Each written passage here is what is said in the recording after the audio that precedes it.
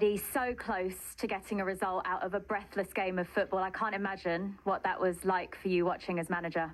Yeah, difficult second half. I thought first half we were a real threat in the game. I thought it was end to end. I was really pleased with our attitude and how we approached the game. Second half was, as I say, more difficult, and the end of the game was really painful. Pep, that was brilliant to watch. What was it like to be involved in, and what was it like at the full-time whistle to win it like that? Yeah, it was really, really good. Sometimes it's better winning that way for the team, for everything. So, what can I say? So, what a performance! What in this stadium against this incredible team, the way we played, and the huge personality. So, they show me that still, we want to be there. So we want to fight until the end to retain the title. Yeah, Pep's team doing what defending champions do. They find a way to win. And Newcastle, down to the bare bones, without 12 players because of injury, had very few options to call upon from the substitutes bench, unlike City, when they called upon Kevin De Bruyne, who put in a match-turning performance. It's what you want from your subs, and I think, like you said, if you can bring a player like him off the bench, you know it's going to lift other players and it's going to make the team that's defending so much be worried. But the areas he picks up, like Harry, just always trying to overload positions. He just puts the ball in dangerous areas. For me, Alvarez there should do a little bit better with that. But it's just, Kevin, look, they look for him every chance they can get. And that pass there, if Rodri opens up and lets it go, he's in again. All these passes that he tries to play is putting Newcastle on the back foot, Alan. Everything was controlled by him. 21 minutes he was on? And everything good about Man City was him. I mean, you can't give him that amount of time to pick his head up and pick the pass, albeit it was a fantastic touch from Bob and the finish was amazing. But when you look up and he's coming on, the confidence and the belief that it gives you is incredible.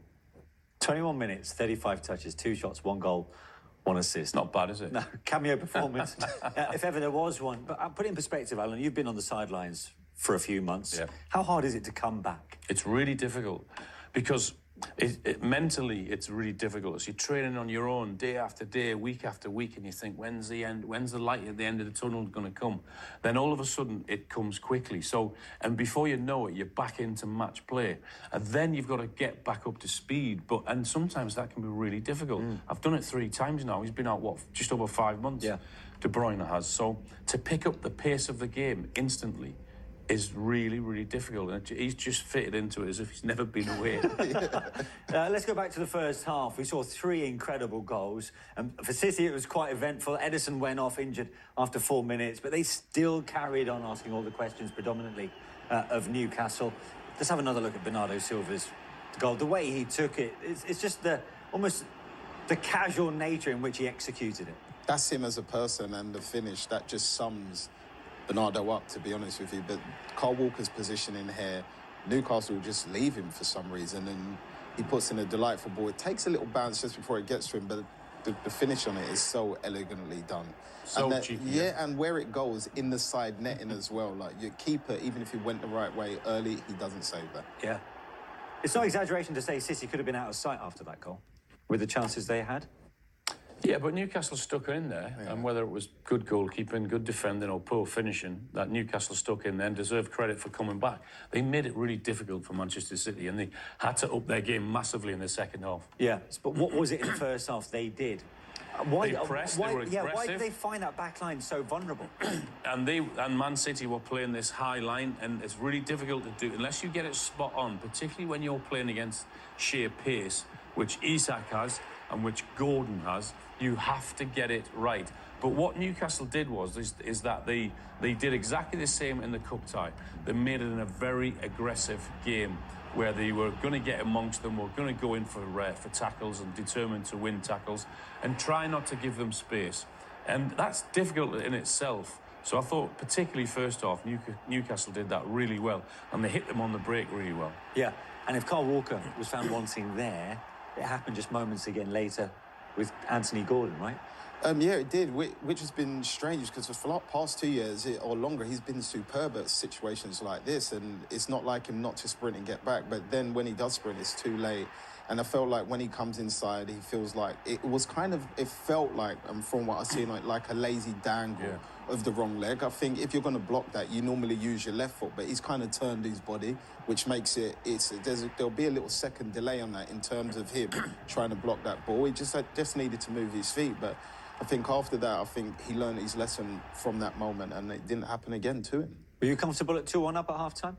No, you never are. Not when City are the team they are and the manager they've got, because they've got that many good players. And also, particularly today, they've got that, I don't know, freak of nature on the bench in Bruyne. That's what we can call him. Yeah.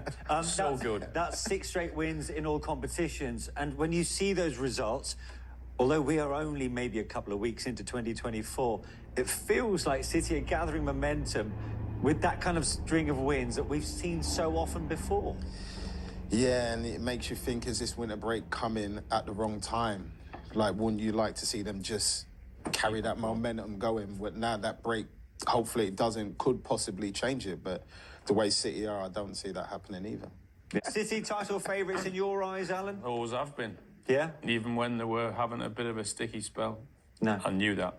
You can't keep good players and coaches and a good club down for too long. And it was always only a matter of time. But what a way to go into what is now a 13-day fixture-free period, as they can now rest and recuperate, as if they need to do that in many respects, and go again, knowing that De Bruyne is very much waiting in the wings. It's perfect. He plays 20 minutes, gets a goal and an assist, and now he gets a downtime again to break and recover, train as least as possible.